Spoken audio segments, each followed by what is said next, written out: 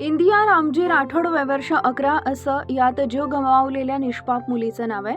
या घटनेमुळे संपूर्ण परिसरात हळहळ व्यक्त होत असून आनंदनगर तांड्यावर शोककळा पसरली आहे। मीडिया रिपोर्टनुसार इंदिया राठोड ही नेहमीप्रमाणे आपल्या शेळ्या राखण्यासाठी घराबाहेर पडली होती।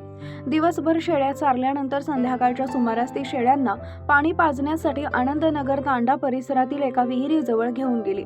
मात्र विहिरीच्या काठावर उभी असताना अचानक तिचा पाय घसरला आणि ती थेट खोल विहिरीत कोसळली।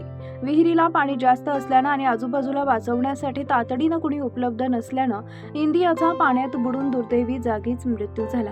अवघ्या 11 वर्षाच्या मुलीचा असा अंत झाल्याचं समजताच तिच्या कुटुंबाला प्रचंड धक्का बसलाय।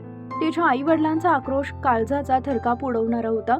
या घटनेची माहिती मिळताच स्थानिक नागरिक घटनास्थळी धाव घेतली। या दुर्दैवी घटनेची नोंद सोलापूरच्या शासकीय रुग्णालयात करण्यात आली आहे।